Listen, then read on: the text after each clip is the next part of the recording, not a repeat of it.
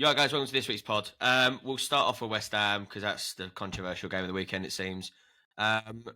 Firstly, obviously we won to Wolves fans. I think it was the last game we had with any team close to us. I actually thought deserved win. First half was shocking. Second half, I thought we were actually really good. We'll go into the controversial topic, shall we? The Emerson penalty for the Wolves one. What are we thinking? No, not a pen in my. There's barely any contact for me. He's gone down like he's been fucking shot. I genuinely know. Gav? Ben's right. It's minimal contact, but he gets none of the ball either. So I think he's a stone waller. The only reason why is because he's about an inch away, about a yard away from the ball. I think if he gets contact on the ball, in a foul. Yeah, that's what I mean. There's no contact, but then there's also no ball contact either. And he has gone down like he's been shot. You either get the player, or you get the ball. Absolutely, but I don't blame players now anymore. No. I blame the officials. It's fucking stupid. But yeah, because they know. Me and Jay had this conversation. The problem is the players know if they go down, they're most likely going to get it. But I agree. Why is the ref not looking at it and gone, hang on, he's stroked his arm and he's done a forward flip in the box? Like, yeah, but he's also got none of the ball, Ben. Yeah. It's a contact sport, I get it. But there's contact shoulder to shoulder and then there's studs to ankle. I mean, it wasn't so much studs to ankle, but you know what I mean? It's more that than a 50-50 if you take it out of the penalty area, it's a free kick, isn't it? Yeah. That's my argument. I don't have a problem with it because... Yeah, by the way, as well, I think Emerson was probably man of the match, actually, because he done everything yesterday for us. I don't have a problem with it, as I said. I mean, I thought Wolves were the better of the first half anyway. They were a mile better. To be honest, I think in the first half, both of you just couldn't take your chances. You both had chances in front of goal, and I think both the times you stumbled over the ball rather than trapping the ball and trying to get a shot or looking for another man. You just couldn't get the ball under your feet and get it away. You just kind of stumbled. Both teams. I think it's the right timeline. I think Emerson's disallowed goal was next after. Yeah. No right. way. What are we thinking? It's not. Like. So what you're saying is, Ben, you're a West Ham fan. Is that what you're saying? I'm just biased. That's what it is. After I've watched it 3 times, and I don't know what it's been disallowed for. Quite honestly, do you know what it reminds you of? I was thinking about this. I don't think it's a disallowed goal. I don't think he does enough. I was watching the Soccer Saturday. They reckon it was a push on the back. The replays reckon it's a stamp on the foot. Whatever. But do you know what it reminds you of? Do you remember the Gabriel fall over at Newcastle when the ball's gone out of the line and he just fell over due to hands on his back? It wasn't hands on his back, but hands on his back, and they didn't call it. It was hands on his back, but he's went down way too easy. It's not a shove. But I get what you mean. It wasn't a foul. It's the same with the Emerson goal. Yeah, I was about to say offside. It's the Emerson goal. It's a case of, the boy's going down before there's even contact made. That's why you know it's not a foul. No one can decide what contact is given the foul for. How can the ref disallow it then? No. What I'm saying that was one of them was the commentator. One of them, as I said, I was watching the Soccer Saturday, and Neil Lennon and Mike Dean both thought it was for a push on the back. And then when I've watched the highlights as well later on, they've then gone, we think it's a stamp on the foot. Well, what one is it? That's what I mean, though. How can you disallow the goal if you're not sure what the contact is? It's rubbish. Like, I hate I'm biased. No, it's just crap. It's one of those. It's the ref. I don't think VAR could overturn it. It's one of those where it's not clear and obvious. We're going to go a bit into this as well. This is going to be another theme for the Arsenal game as well. To fans, it's clear and obvious. To the officials that get paid money, it's not clear and obvious. This just made a very valid point, right? We're fans who watch the game, right? They're officials who have training and officiate in the game. How can we see it and they can't? No, because it isn't that they can't see it. I don't actually agree with Gav. I don't think it's that. I think it's this threshold that they've set up that it needs to be clear and obvious. It's a bubble. That I don't agree with it, but it's this bubble where, like, you know, where they don't. You know, where they don't. I'm making a face of. How do you not agree with me when you agree with me?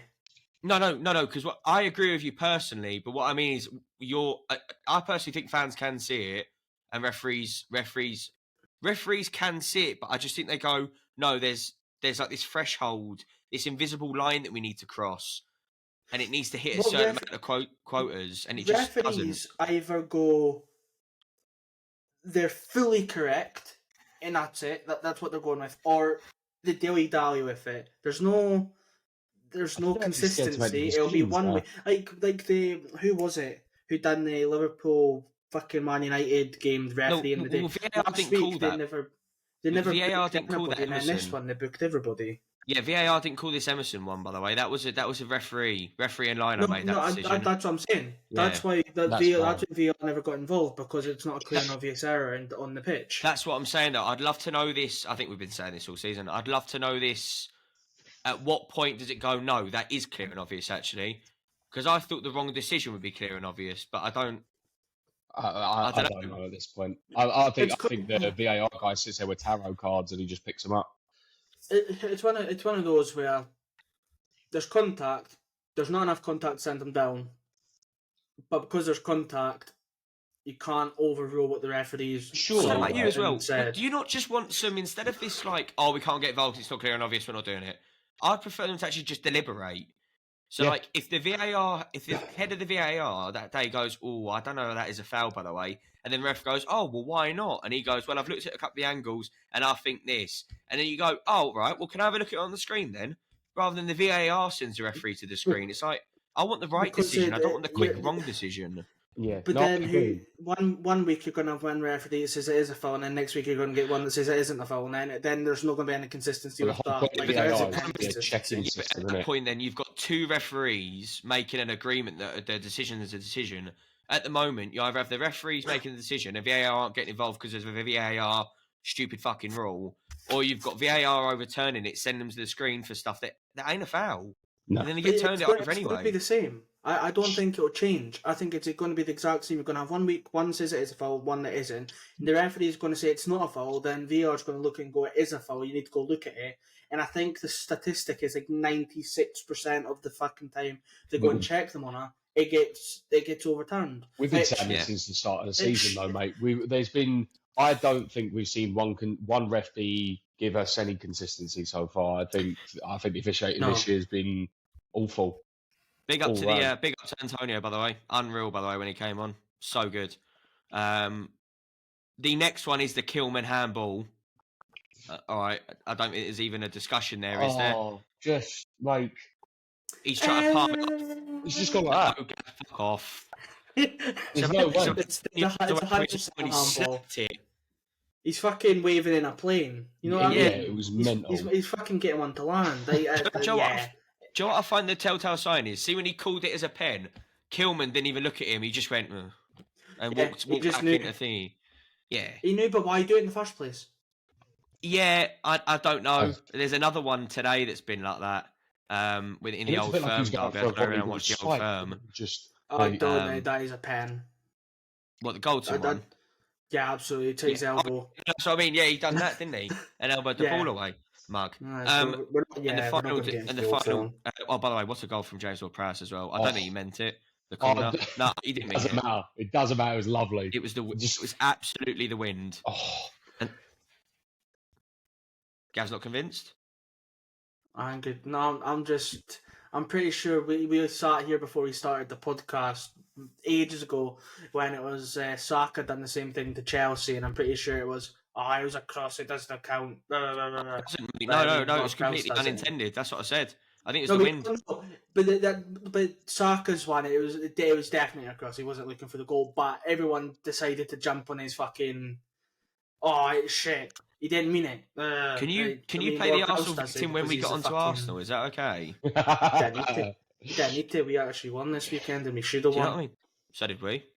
No, you should have drew. And that second goal shouldn't have been and in the final decision, we might as well come up to it because you're wrong, but that's fine. The Wolves disallowed goal. I don't understand what the controversy is about this. How? So, do you want me to let you go first, Gav, or do you want me to set out my stall?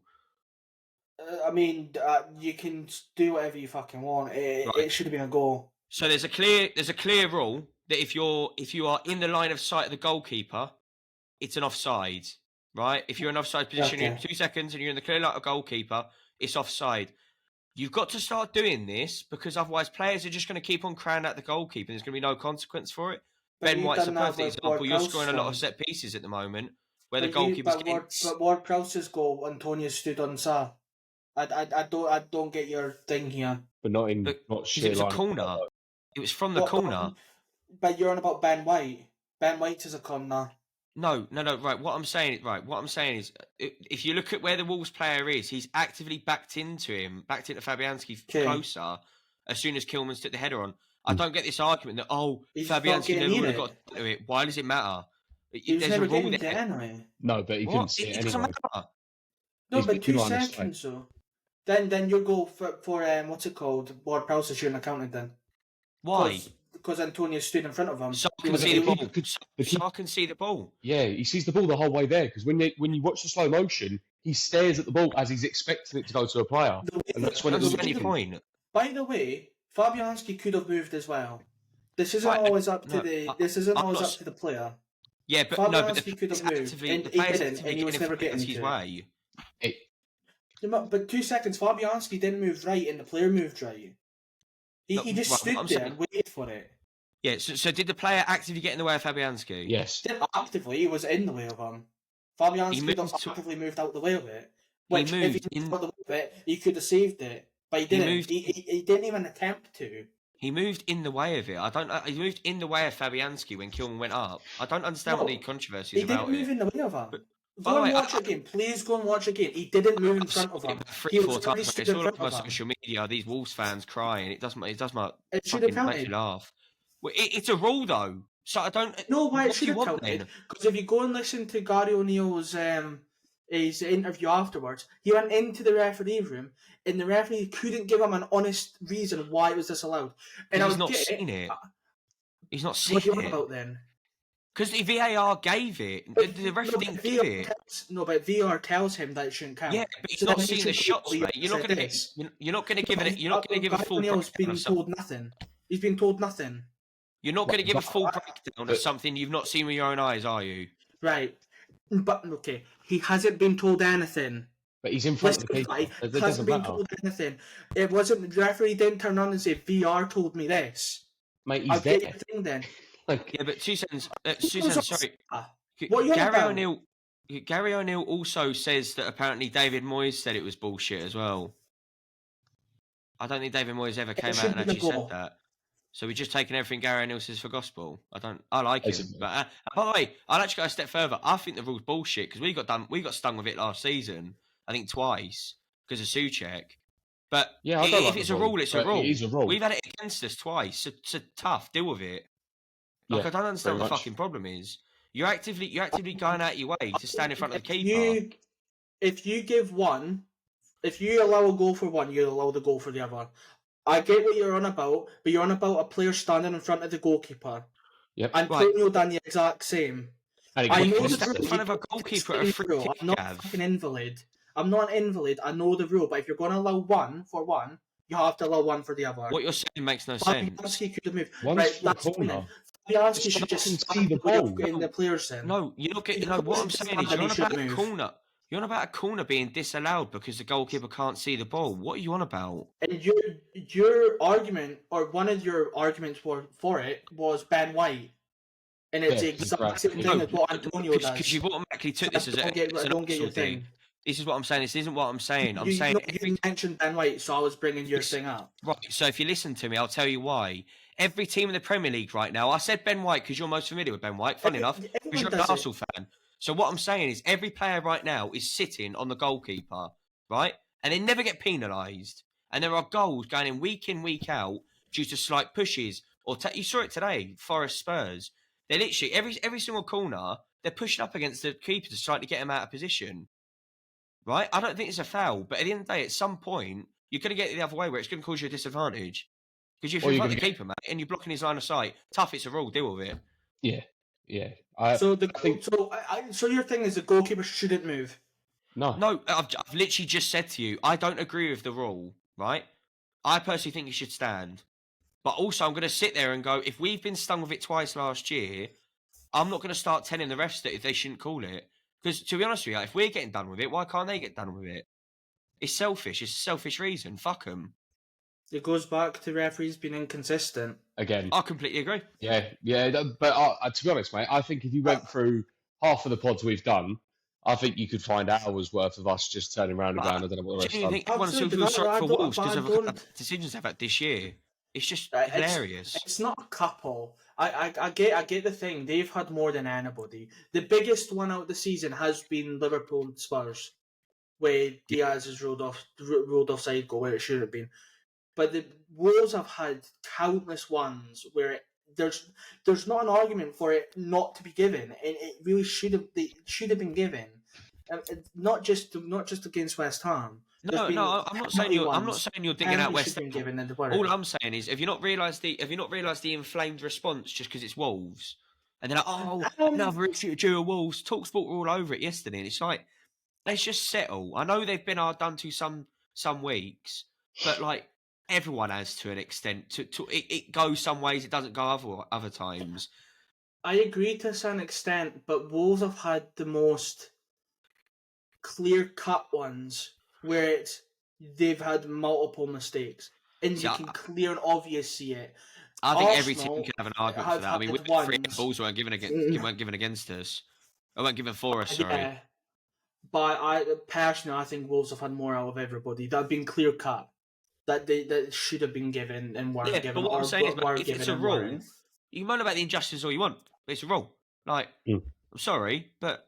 No, but do you not see the thing though? I get what you're on about where Antonio it's a corner and Sa could see it coming. I completely get that, but Sa's actively trying to see it. He's actively trying to see where the ball's going. Yeah, Fabianski isn't. So you're telling goalkeepers now if a player has stood there, that's fine. Doesn't matter if the ball goes in, but you can't be angry when the ball does go in and it does count. No, to clear up, I'm not saying that. The PGMO and the Premier League are saying that. Very much. But I'm just saying if you're going to allow one for Ward-Prowse's corner goal. Also, Ward-Prowse is completely from one. No, because also as well, Ward-Prowse is completely from the corner. But what I'm saying is that Jose Sa's actively trying to see the ball. If he could have stood behind Antonio. No, but he could have stood behind Antonio and it wasn't being given. Yeah, it would have been given. It would have been given because you can't have enough. Stupid. It is so stupid. Oh, can we just move on? I'm gonna have a fucking aneurysm now. I personally, as I said, I don't agree with the rule, but we've also been stung with it a couple of times. So, do you remember the Antonio one when he was laying down in front of Chelsea a couple of years back? Yeah, it's a joke. Oh, he was running the line of sight. No, he wasn't. He saw the fucking ball for the way up. He still gave it. Yep. Anyway, go on then. Another 3 points. Up the Wolves. See you later, son. Sorry, that was unprofessional. We'll move to Arsenal. I want to put out there before I let you speak, Gavin, start going on about how amazing you are and your number one top one that you've probably got on is, do you think you're playing better than last year? No. No, not at all? No. Okay, I would go, I don't think you're as, I used the word a couple of times to you last year, you're scintillating when you're in motion. That's a big word. I thought you were as good as Liverpool on the ball at times going forward last year. I think this year you're like, is pragmatic and clever probably the better words? No, to dumb it down is we're trying to get the perfect goal. We're trying to get the perfect set pieces. We're trying to get the perfect everything. Last season, we were getting balls in the box, and it was a case of we're just going to hit. You saw it, and I'm going to go back to it. After the hot weather training, we were scoring fucking 4 a game. It's statistical. We're scoring 4 a game. To be honest, mate, I think you could have had another 3. You got Saka's chance. No, but what I'm saying is they're actively trying to get the perfect one. They aren't trying to just shoot. If it goes in, it goes in. They're actively trying to knock it about, and it's. What I mean is, you aren't over knock it about. You aren't the better. You weren't the better team against Brighton overall with play. I didn't think, but you had the better chances and you scored, and that's what matters, right? But that's what you have lot been doing all season. There were a couple of games last year when you didn't win, and you were like, "How did Arsenal not win that?" You're not Yeah. saying that anymore. Sometimes you go in there, you're going, how did Arsenal win that? Sometimes, because it's just like clever. That's what I'm going to say. Mm. I'd love to know a heat map of where you commit fouls. Because I don't think you commit a lot of fouls, but I always think it's in that middle third. And no one ever gets a yellow because it's so clever. No, yeah and no. I think if you look at it in depth, the starting position of Saliba and Gabriel, Yeah, so they're high up, in aren't the they? opponent's half. Yeah. They're like, even if the ball's going over, Saliba and Gabriel are that quick to respond to it. They're just going to get out to the fullbacks or get back to Declan Rice or Jorginho or Partey, whoever's in the middle. They're that high up. As soon as we win the ball back, we don't need to work to get back the position because the position's already there. It's like, you want to kick it over us, that's fine. We've got pacey centre backs and full backs that are going to get there in front of you. You want to try and play through us, you're not going to get past Saliba and Gabriel because you're right, they're smart with their fouls. And I will use fouls there. No, it's no dig about them. They're very smart. They give you that Gabriel Fernandinho likes to bump. seat now. You know the little hip Yeah. bump before you start running and that. They're so clever. Yeah, the this Harry year. Kane thing. Harry Kane used to be prolific for that. Do you know what? That Brighton are the first team in a long time, I think, that showed that weakness of having Jorginho as a single holder and Zinchenko at the left. Because what kept on happening is Rice kept on initiating the press. They passed it round him. Then it was just a void in that midfield. But Jorginho, I just don't think is very good at defending when he asks him to do it. Zinchenko. Shocking, wasn't he? I don't. You know what? As a player, I don't mind him, but in this Arsenal team, he doesn't have a place in it. He just Kivior was better at left back than he was. He was. No, he's not wrong. He was. I'm not about Zinchenko at City. I'm about Zinchenko this season. Okay, yeah. He was, and you know what? I cannot wait for Timber to come back. See what he will get slid into that position. See how much and then you'll see. You praise this boy. He better set the fucking league on fire. Because I swear, I think he'll be good. And he's absolutely good. He will. He'll be brilliant. Because he can play centre back, he can play full back, he can play the central midfielder role, and that's what we need. We need a player that's going to do everything. Yeah, absolutely. Yeah. We need somebody that can do everything. If you're going to have Gabriel that pushes up on a corner, drop Timber back.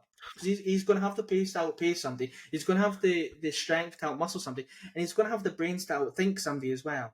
The opponent's going to think of breezing past him. The boy's got pace. He's powerful, and I can't wait.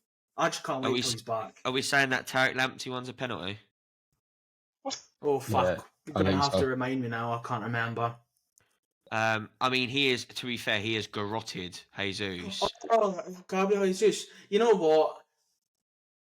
There's 5 angles. 4 of them it's a penalty. There's one that's not. And there's one where it's behind the ref. I think it's behind the referee. Or it's the only one that's the opposite way. And that one, you see how much the ball moves. He chops the ball, doesn't he? So then that's where you look at it and go, fair enough, he has actually got the ball. The other ones, he's touched the ball minimally and he's clattered into him. I'm going to go into it again, right? What is the point? I don't mind it being a penalty. I actually wouldn't mind. I wouldn't mind it being revoked either. I think it's one of those. It's a 50-50. I think that's how thoughtful it was. Yeah, that's the thing. If he'd only nicked Jesus and he'd gone down really lightly, then all right. But he ain't half gone through him like he My problem is he's clearly looking for it, which again I don't think is a massive issue. But also as well, they didn't even put him to the screen, the ref. Again. And it's like, if you can clearly see contact, just put him to the screen. Take all the guesswork out of it and let the ref decide. It's not clear and obvious error. Don't give me that shit, Gav, right? It's not, though. You know what? No, because I sat there and I watched it, and I watched that one angle that I was on about, and I went, that's not a pen. I went, it's coming. I don't think a penalty was coming, but the chances were coming where he's just been on one-on-one with Lamptey. But that one wasn't a foul. But the angles that they were showing consistently, it was showing it was a foul. So then they're going, there you go. Then it's not. There's no clear and obvious error here. Just play it. What's your opinion on having ex-players as commentators like Alan Smith? No. It depends. Don't have them on their fucking team. Yeah, no, I agree with that. No Neville for I City. muted it. No Alan Smith for you lot because he's I such muted a it. dry lunch. What did he say? He said something, and I just kind of thought, I went, you can kind of tell he's an Arsenal fan. I think obviously he's an ex-player, but you know what I mean. You know that Inciso where he's done Saka 2 times and he's pushed it onto his right and tried to bend it in far right. I think he's actually praised Saka for getting close to him. You're like, he's nowhere near him. Yeah, he's breezed past you twice. Yeah, it was embarrassing. Don't have a pop at him, but say, oh, this boy's he's got a bit about him. Do you know what it reminds you of? Chris Sutton. Chris Sutton at times, when he thinks he's Celtic, he's bad. Or Chris Boyd, actually, funnily enough, at Rangers. He's both of them. If anyone was Scottish. I agree with Chris Boyd when it's Rangers. Fucking horrendous. Prick when it's Rangers. Any other football, he's actually not half fucking bad. Yeah. It's when he does the 3 o'clock games or with what Jeff Sterling used to do. When he's there, he knows ball. He's unreal. So, yeah, that's a fucking stupid challenge. I love that. But when it's Rangers, it's... I like Keano. Horrible. I think Keano is probably one of the best ex-players as a commentator. He's such a pantomime villain, though, at times. I think he plays on it a bit. But I like the fact that even when it's United, he'll sit there and he goes, well, that was bloody stupid, wasn't it? Like, he'll actually have a pop at his own team, whereas I find... Who? Keane. Oh, Roy Keane. Sorry, I thought you meant Martin Keane. No, not Keane. No. He got that's why I made the face. That's why I made the face. A bit of you lot, I know. He does punditry with his full kit on, didn't he? It's underneath his shirt and tie. Same with Micah Richards, man. He does all these punditry and that. You sit there going, mate, you're bang average. Have you got an opinion on any of this? Yeah, he's not biased, though. Luckily. Not at all. Villa or City, and then that's it, isn't it? No, I don't actually think he's that biased. I just don't think he's very good. He's just there for a personality. Yeah. In all honesty, he's just there because he's funny, apparently. I don't think he particularly portrays or oozes ball knowledge. No. But I think sometimes he just goes... Oh, he said... Do you remember when... I don't know if you remember Jermaine Defoe when he went on a couple of months ago on the punditry. I think Roy Keane said something. He just slightly repackaged it and said it, and you're like, that's just what he said. Yeah. And it's like... Anyway, Roy Keane, what are we doing? Do you know what I mean? It was like, all right. You know what? I don't mind them when it's not their team. But then, on the other hand, it's like, why would they be there for another team? But then the argument is Gary Neville. Doesn't matter what Super Sunday game's on, he's always fucking doing it. Yeah, Jamie Redknapp as well. Spurs, he absolutely adores him. He does nothing but sing their praise. He's like a random one. Clubs that he's never played for. He just, and Jamie Redknapp's here today, and you're like, why? You know what you should have? And I don't know if they ever did it, but I remember there was a video about, I think it was Liverpool-Everton.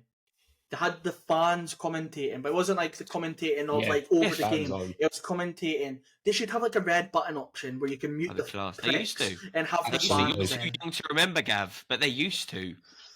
They should just keep doing that. Just don't have it was unreal. It was so biased, but it's funny biased, and that's what I'm all about. Do you know what I mean? Yeah. As long as it's funny, it's fine. It's when you sit there and you can tell like Alan Smith being like deadly serious. You're like, how? Yeah. It was Arsenal as well. Neville's awful. Was it?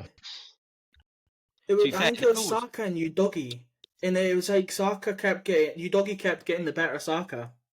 And nothing was said. And then that one time Saka got past Udogie. Yeah. He's been all over the fucking brilliant. What? You know what I mean? He's world class. So you're like, it's when he got that. You're on about the North London derby when he got the yellow. Yeah. It was the first time he let Saka pass him and he clipped him down. He was like, I'll tell you what, he's had a tough time today. You're like, is he? He's done that bad. What? I don't mind it if it's one, factual, two, good content, to be honest. Yeah. And it actually makes you want to listen to the commentary rather than mute it. Because I love Carragher, but Carragher's the only he's one of the people as well that see when Liverpool are on, I don't really listen to him because he just mute Neville anyway now. See when Neville's on, I just off the street. Just get somebody off the street. Yeah, fuck it. Yeah, literally. Mate, you want a VIP ticket? Get in the gantry, son. Hello, mate. Have you watched Neville football before? Nah, screw it. Go on, Neville. You're out, mate. Somebody we'll, crunches and they're just like, oh yeah, fucker, that was matey. Like, you know what I mean? So, we'll ask before we go on to Man United Liverpool. Any more confident, Gav? Oh, look. Don't take 2 minutes to respond this time because I need to edit that out. no, but yes. I can't Yes, believe because this. Liverpool dropped points, but no, because City. You've just conceded some. I saw a Palace. crazy stat like you conceded 4 goals this year, like in 2024. Yeah, and yet but you it's can't not tell me on the 31st game week that you aren't confident you'll win the league.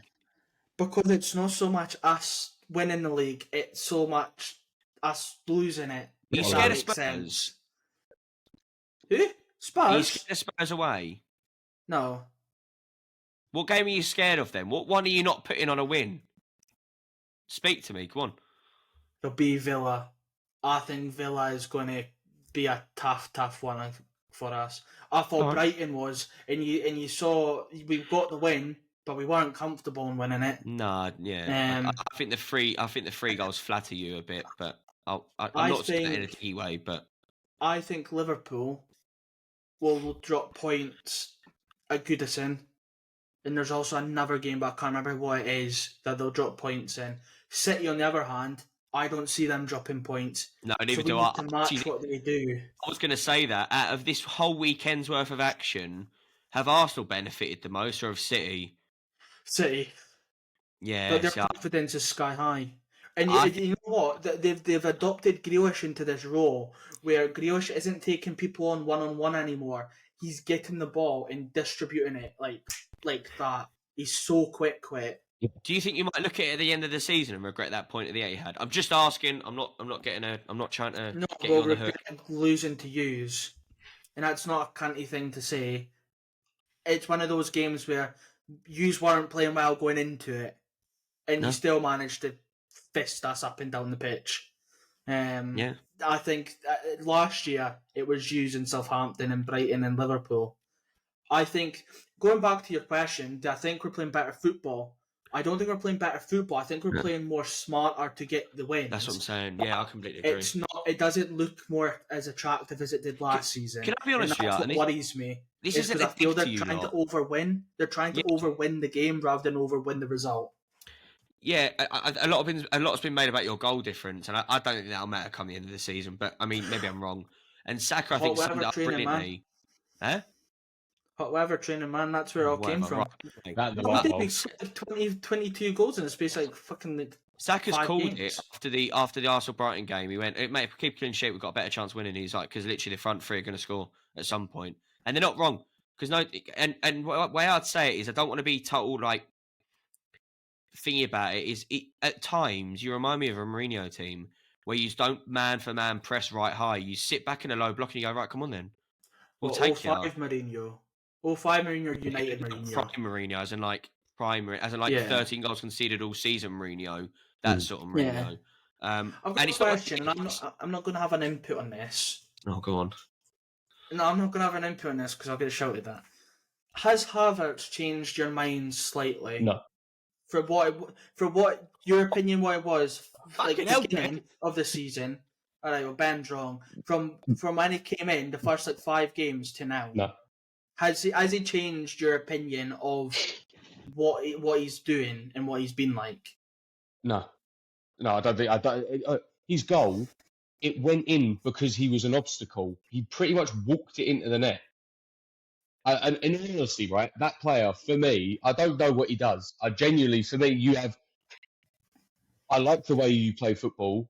At times. But I don't think Havertz. I think you're right, Havertz. I genuinely don't. It's hard to believe he would have missed that Chelsea. He would have missed that. He would have missed his goal against Brighton if he played for Chelsea. Can I do my 10 pence here? Go for it. Of course, that's why I wanted your opinion. Forget the first 5 games.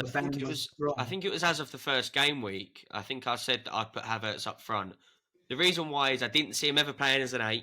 He wasn't going to play as a 10 because he isn't good enough to replace Ødegaard. And I think in that position up front, he's tall enough to hold the ball up. He can play it off because he's okay over pass, and he usually gets in the right places. And he isn't actually required to take more than 2 touches, which I think usually is his downfall. Mhm. I think you saw that quite often actually in the Brighton game, where he gets asked to receive into feet. If he doesn't take it back off him within 2-3 touches, I think he's useless. No, I don't. No, he hasn't changed my mind.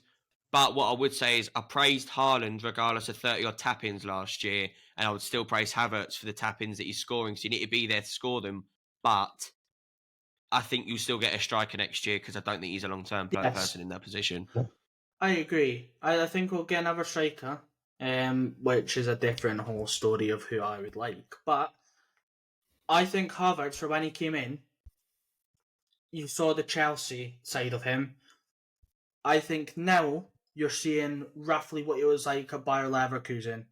Yes, he could dribble at Bayer Leverkusen, but he was also being in the positions to score the goals, which he wasn't at Chelsea.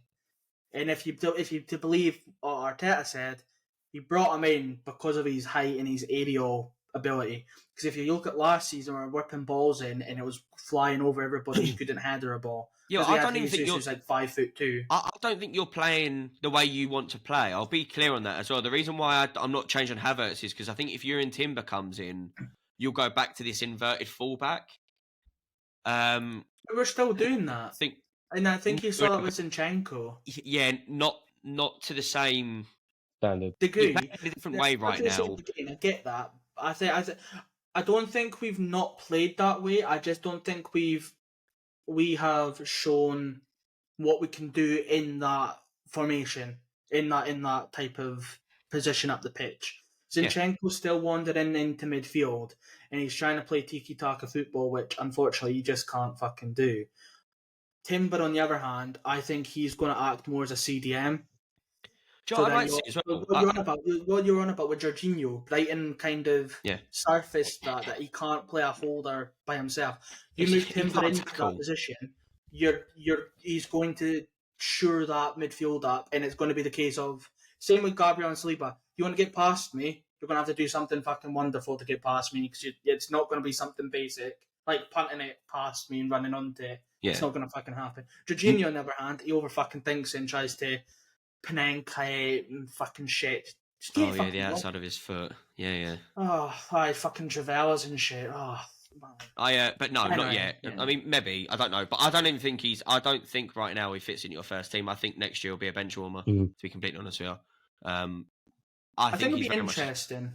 I think he's a square peg in a round hole right now, to be honest with you. I think and if he wins whatever position at him to try and make him work. I also think one thing with Arteta is he's making his job next season very hard. Where he's got all these first team players this season, and he's wanting 2-3 more players to come in, and it's going to be the case of who are you taking out. Because as much as you don't like it, Ben, Havertz is cooking at the moment. I think he's got 9-10 in goal involvement over the past 8 games or something. I'd actually like to see if you're going to play a slower build-up. I actually wouldn't mind seeing all that out on the left wing if Martinelli's not fit. Yeah, but then you have this, then you have Martinelli, then you have Trossard, and on the other wing you've got Saka and Nelson. Yes, yeah, right, Trossard as well. You've got all this. You've got so many people that have arguments to get in that team. But yeah, I think I'm not as confident. If City had dropped points, I'd be like, yeah, we're fucking winning, lads. Get in. Well, I don't see City dropping another point now. No, I think we need to match what City do. And it's not a dig on Liverpool, and may not say I'm not worried about Liverpool. No. I just think with it being the Merseyside derby, the last one at Goodison, I don't see Liverpool, Everton just rolling over and lying down. Off as well, in case anyone thinks it's going to the last day of the season, all of you are at home. Last day of the season, all of you are at home. And City of West Ham, so maybe we'll win it for you. I don't know. Won't happen though. You know what? You want my honest opinion? I would not be surprised if we're all on the same points and it comes down to goal difference. I wouldn't be surprised with that. I don't see that happening. And to be honest with you, I think now as well, I think City's clued onto that, to be honest with you, in the last 2 games and are absolutely going for it now. Because what are they? Is it 4-2 both games? Or 4-1 both games? One of them. They've scored goals, I think, in 2 games. It was 4-2 Palace, I can't remember what it was. No, it was 0-0 the week before. I think at the end of the season, you're going to regret that. I don't know what it was in midweek. No, Palace Palace 4-1, wasn't it? Or Palace 4? No, Palace was 4-2. 4-2. Yeah, I think it's a back-to-back 4-2. I mean, I think they're just trying to get some goals on the table before the end of the season. This is what's going to annoy me about Arsenal, is you have teams on the rope, and Brighton are playing better. They were at times playing better football than us. Yeah, I think they are better in possession more than the way we did. Yeah, we should have attacked more the way than we did, and that's I feel those 5 games where we scored like 4 goals in every game, that could win us the league. But with us not doing it now, could also I think you'll regret going to City for a draw. I reckon it will come down to those points. We said that last week. I genuinely think that will be the. I think you. I don't know what your run up is to the end of the season, but I think going there and playing for a draw is going to come back and bite you. The reason why I say it won't is because there's still a point behind us. They're still behind us. So, as much as City are this brilliant team, great playing football team, brilliant, and have a wonderful manager under Pep, it's ours to sort of lose against City. We're still ahead of them in the goal difference, within points. Arguably, can we go the whole rest of the season winning the games? We can. I have no doubt we can. Will we? Not too sure. But we're ahead of City. If we went to the Etihad and lost, it's City's. We're out of it. I would have ish. I would have personally liked the safety blanket, but I get what you mean. Like, absolutely. If we went to the Etihad and fucking won, absolutely, I'd be I think they were there for the taking. I think when you look at their back 4, they were there for the taking. Back 5, actually. It's one of those where yes, they were, but you also have to be very clued up on. Haaland might be a League 2 player, is what one pundit like to say. He can still run fucking 80, 100 fucking yards and fucking score. No, I mean, he can run for days. He's that quick. De Bruyne, he can shoot them anywhere. You can see what he done in the FA Cup final last season. It took them fucking 90 seconds to score, and it came for his assist. Like, you know what I mean? I get what you're saying. I would have loved to go to the Etihad and win. Yeah. But also, I think a draw does us good as well. I know it wasn't the spectacle it was built up to be. Yeah, that done me. But that's your fault, though. That isn't your fault. That's the problem. You had a game tactic to go there and get a point. The media bigged it up to be this clash of the Titans. It's going to be loads of decent football, and it just wasn't awful. Shit. Yeah. No, it was. On to the next media build-up that actually delivered, I thought. That Man United-Liverpool game was absolutely fucking amazing. Not very much quality, I would put it that way. Mistakes everywhere, but... It felt like the FA Cup replay. Obviously, it wasn't. You know what I mean? They played them the other weekend. It was Liverpool were over them, and then United just got into gear. I don't necessarily agree with Klopp coming out and saying that they deserved the win. I do. I think Liverpool had the better chances, but I don't think they were out and out bullying Man United. First half, he was kind of getting at. I think they fucking, for half an hour, they had them absolute pinned in. The only thing I would say to that is literally, their goals, right, have clearly come from, that Kobe Mainu one is a worldie. And then also that Bruno Fernandes one is also a worldie. Stupid mistake, but yeah, it was the way he took it on. It was class. I'll give him that. The boy, as much as I don't like him as a person, you can't doubt his technique. It was a lovely little dink. The reason why I say it is if Fernandes had released that ball sooner to Garnacho, if Garnacho had scored, I think it's a different game of how it played out. Do I think Liverpool would still have scored? I do think they would have. I think it would have been a different game, and I don't think you would have seen the way he did. That's why I sort of disagree with Szoboszlai too. It's because if Fernandes was on his game, proper close chances. City United. Yeah, but it's minimal, and it's one of those passes Fernandes makes all season, and he's just held on to it for too long. And then realised, let's just play it. And you know what? We're on about Gary Neville and stuff.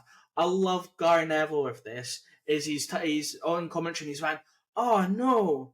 But a minute later, he's went, oh, by the way, I said oh no because he didn't release the ball quicker. It wasn't the fact of he knew he was offside, like he's a United fan. Oh, it was about the football, not about the team. Fuck off, Evo. We all know what you mean. Fucking bellend.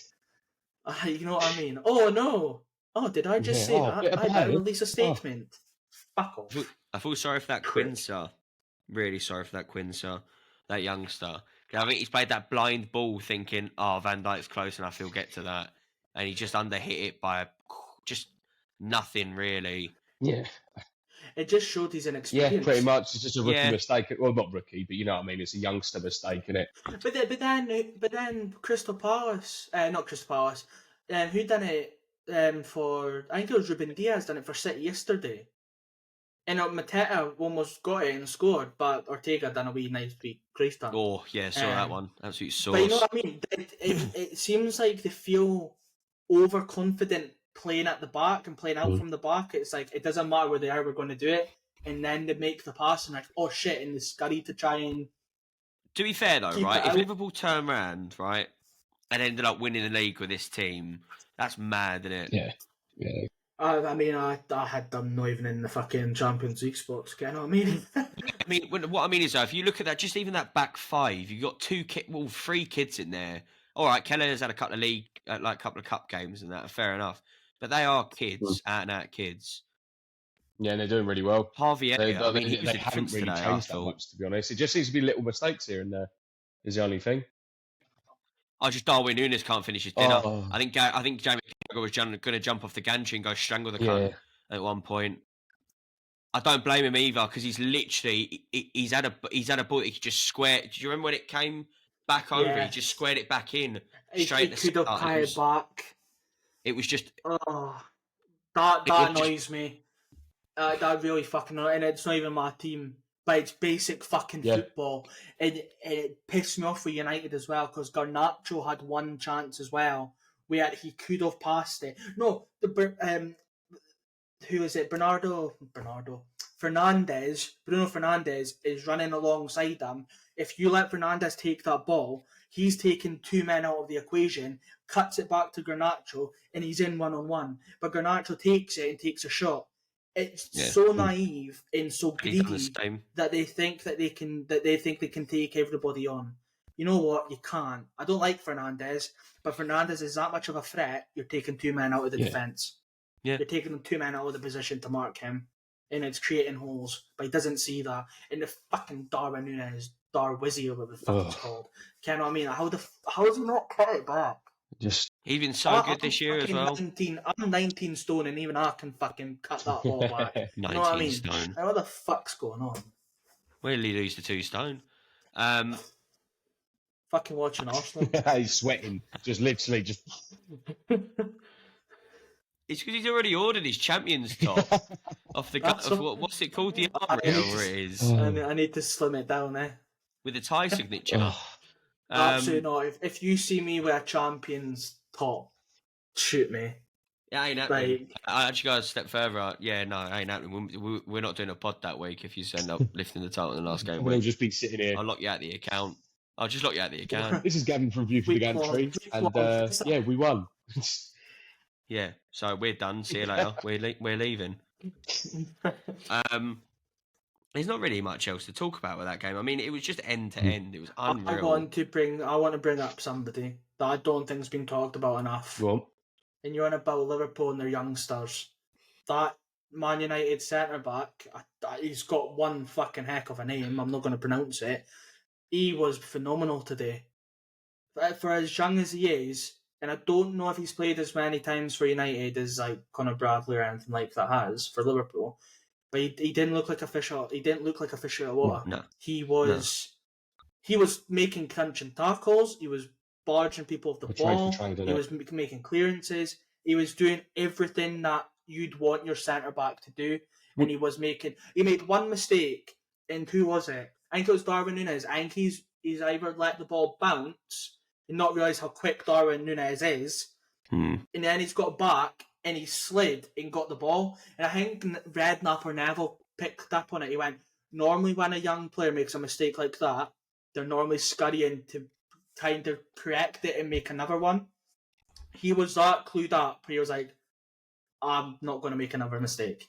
Did actually, you've reminded me of something just on about it. I just love to see these moments when Bradley went through the back of Rashford early on in the game. What a tackle, by the way! Challenge, that's what that is. Fucking hell. He has gone about 6 foot up in the air. It is hilarious. But fair play to Rashford, by the way. Stood right up, didn't roll about the gaff, stood right back up and thingied. And it was a bit of venom on that side the whole game. He did have a bit of a bitch, though. Yeah, well, there's a bit of a bit, mate. He's just been literally garroted. It's fair enough, but it's a brilliant challenge. Yeah, but and just find the penalty is definitely a penalty. Yeah. Yes. What the fuck's he doing? Like, I think it's a bit unnecessary. It's poor game management. Yeah, it's so like he was Wan-Bissaka was bigged up at Crystal Palace to be the next best thing. United signed him. He's gonna make him 10 times better than what he ever could be at Palace. He's fucking awful. He's got pace. I'll stand. No, it's not. It's not a shocker. I have a soft spot. He is shocking at defending. He's shocking at defending, and if he had any knowledge about defending, he would never slide in then 2-1 up.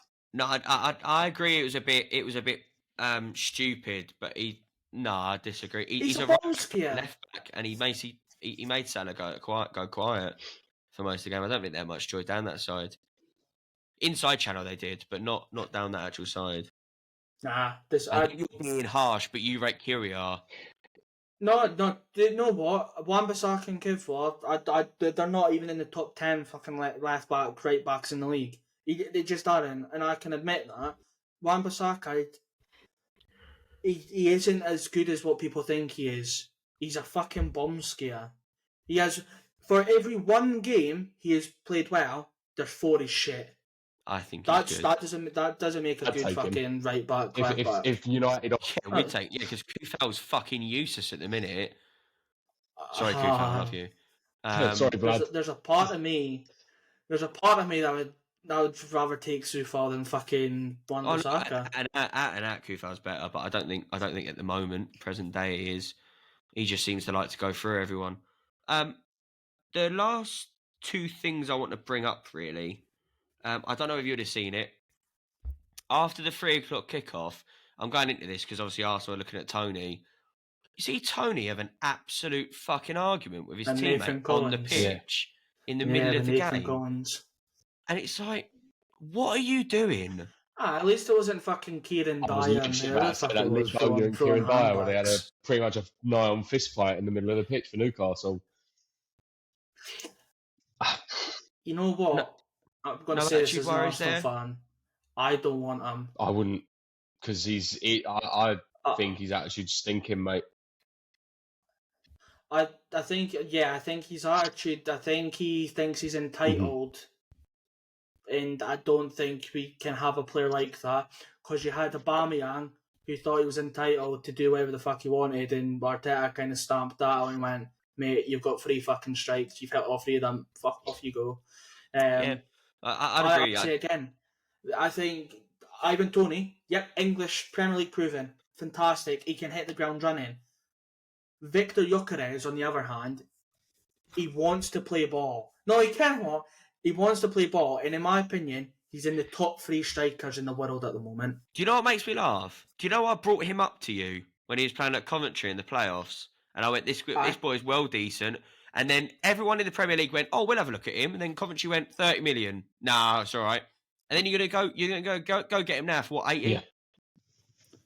About 60, give or take. It's just it's total Premier League. I'm surprised someone like Brighton didn't pick him up. It's such a Brighton signing. Coventry wasn't brilliant. He was good. I disagree. He was good, but he wasn't like watch out for him. You know what I mean? No, because then Adam Armstrong, you had that with Newcastle. He was brilliant. You had Patrick Bamford. He was brilliant. They both came in the Premier League and done a big load of shit. Yeah, you know what I mean? I think as I said, I think you take a chance with Championship players, and I think there is a chance. It's a coin toss. I don't think you're saying that continent players are any better, are you? With Nicholas Pepe or Anthony being the 2 poster boys for that.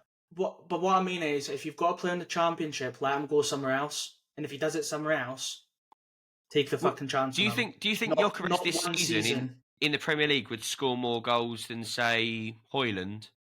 Sorry? Do you think Gyökeres would have scored more goals than Højlund this year in the Prem? In an Arsenal team, yes. Well, no, Man United, so. Yes. Right, okay. Just a question. I mean, we're product of that. I mean, look at Bowen. You look at Antonio. Both of them are from the Frank Championship. Dawson was from the Championship. Technically, James Ward-Prowse is as well, if you want to go that far. But Creswell was.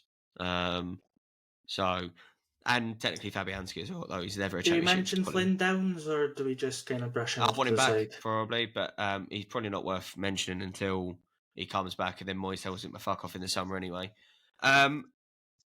While we're on transfers, just the final part as well is, I don't know if anyone saw Ange Postecoglou's that isn't a mouthful. Yes.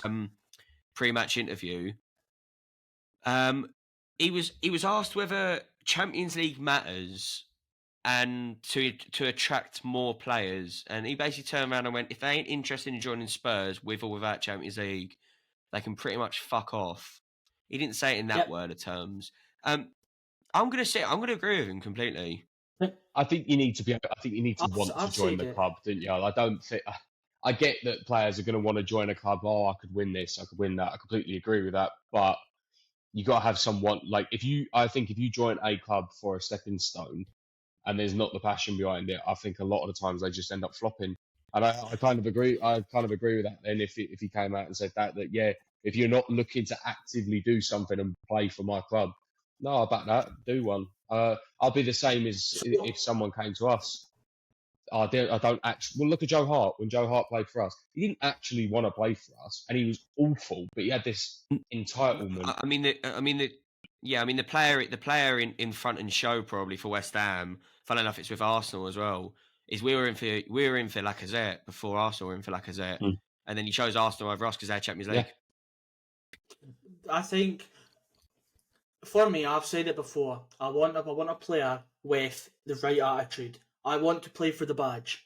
First of all, I want to play for the badge, absolutely. Because then you have players like Martin Keown and Tony Adams and like that played for the badge. And it was one of them. I think it was Tony Adams who said, if you play for the name on the front, they'll remember the name on the back. Yeah. Love that saying. Absolutely love it. I think. I think Ange possibly misunderstood the question. Personally, no, I think he's answered it in the way he answered it in the way he wanted to answer it. He's very good at that. But what I mean is I want a player, and it's a case of what do you want to do? What do you want to do at your time at the club? I want to win the Prem. I want to win the Champions League. I want to win the Golden Boot. I want to win the Golden Glove. I want a player with ambition, but most importantly, I want them to play for the club. I want them to play for the badge and the shirt. I don't want them to pay for the paycheck that they're going to get every fucking week. I don't want that. I want a player that's going to come in, die for the shirt, want to win stuff. Brilliant, love it. If they're going to come in, you know what? Newcastle. I've had this argument with so many Newcastle fans with the likes of Bruno and Tonali and stuff. They came for the project. How can Bruno come from the project when the project hadn't even fucking started yet? Yeah. He came for the fucking paycheck. Yeah. I'm not being fucking mean now. And then you had other like Livramento. He has to get his Billy because he was in the Champions League. Tonali didn't go for the paycheck. Tonali went for the better odds on Sky Bet. Oh, Tonali, yeah, absolutely. Tonali, no, AC Milan were just fucking clevered up. Paddy Power offered him a try. Livramento could have went to so many other teams, and he went to Newcastle because they had Champions League football. And I like Livramento. This start his fucking project. Bruno came for the project, and it didn't even fucking kickstart yet. Make that one count. And you also know what?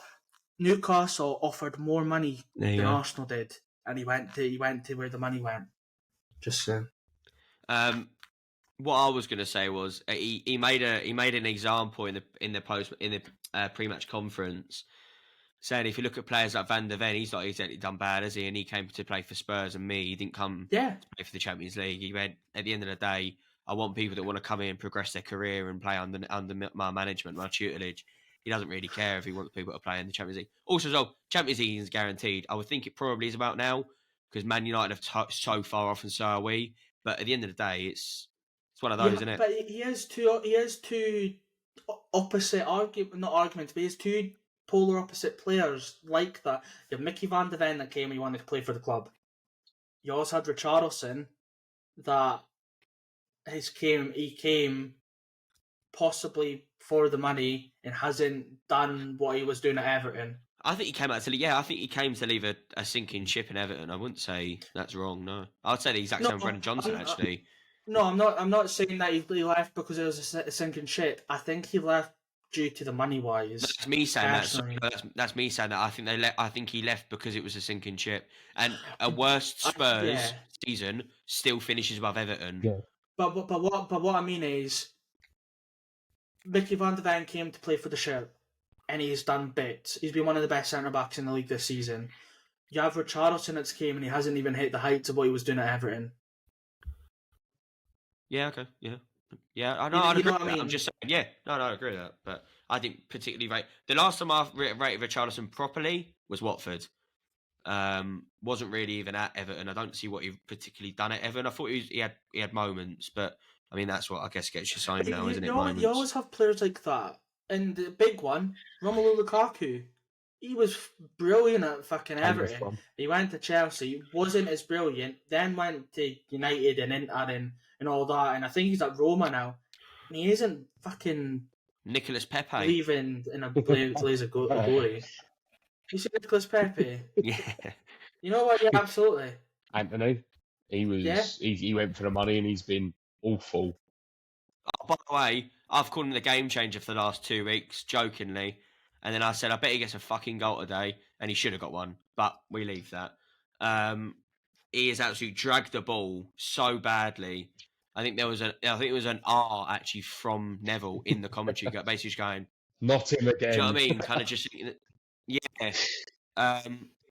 But fear not, Anthony's on. He also decided to have a go at the ref when it clearly wasn't a foul. I don't know if you saw that. Yeah. He's fallen over and then absolutely started umming and ahhing at the ref. And you just card the cunt. Yeah. Shut up. And then just, And I think it's armoured, but it's literally carrying him away. He's like, shut the fuck up, you're going to get sent off. And he's like, no. Yeah. But how can you be so fucking stupid that it's not a foul, but you're going to get booked for not a foul? Like, also, as well, Gav, they didn't even score. What? No, but you know what I mean? Yeah, they didn't even score. What's the problem? You're having a fucking issue with a foul that wasn't a foul. You're going to get booked for it. And if you keep going, you're going to get sent off. What? How does that not compute in his head? It's not a foul. Shut the fuck up. Because he's special, Gav. Right, well, thank you very much for watching. I think you have Bayern during the week. I'm going for a fucking lie down before then. I'm actually not looking at your fixtures, but I am. And then Villa at home. Yeah. That is not a nice fixture. And we obviously have Leverkusen and then Fulham.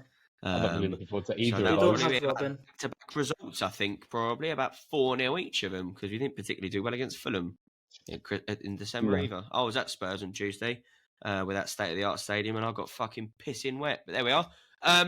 Right. Thank you very much for watching. But yeah, please like and subscribe. You make Gavin smile as he's doing right now. And yeah, we'll see you next week. Cheers, guys. Bye. Cheers.